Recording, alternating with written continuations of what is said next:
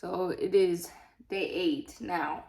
I'm calling it, I guess, fasting because it's transitioned. Last night I broke that with having a bit of an avocado and some seaweed bone broth. So that's all I had.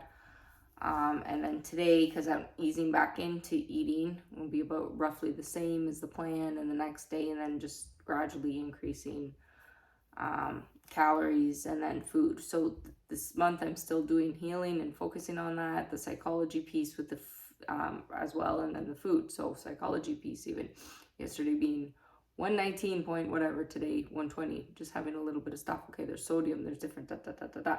Now I have to understand my psyche, because I've had and working through, so the food addiction, the body disorders, body dysmorphia, etc. So I'm reminding myself I'm doing this for healing, like the internal, what do you think is going to happen, the process of that, how your body feels, what you're like going through, everything. So my body feels extremely right now still weighed down and heavy. So that's why I went to having some food again, because I'm like, okay, and all I'm thinking about is food. So when they say when you're supposed to go through this phase and do these things, you're not supposed to be hungry. Well, I haven't broke through that, right? So okay, now I'm training my brain and teaching myself.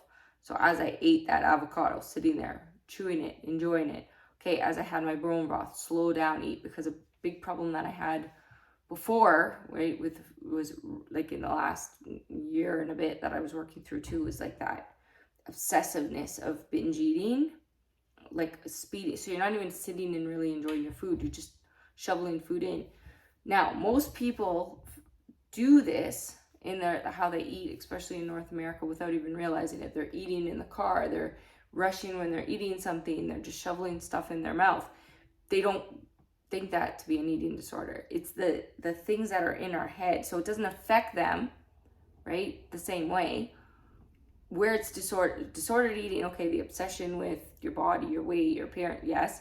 But also I've learned in observing people and different things, so many people have eating disorders without realizing they have an eating disorder, because they turn to food as a comfort, but they don't identify it that way. And that's also a different level that I've noticed.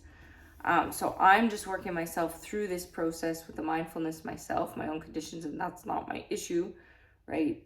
Other people's issues are other people's issues, but it's just something that I've really identified and gone, wow, I can't believe how many people are, really mistreat themselves or turn to this, and they just aren't aware that that's a problem. And then later in life, what happens?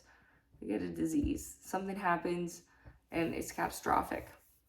Even, in my learnings and the interesting things, for example, the coronavirus, so many people misunderstood that. And it's the underlying conditions are what kill people. Those underlying conditions came from the digestive tract, how they treated their bodies, those things, because it weakens the immune system.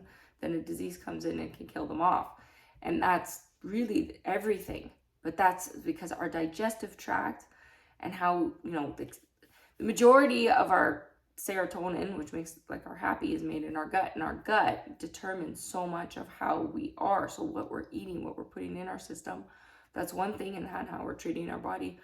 But then the environment around us, right, because that goes into our biggest organ, our skin, right, and a lot of time, and then that has so many other impacts. Okay, now you have the stress component, which is the component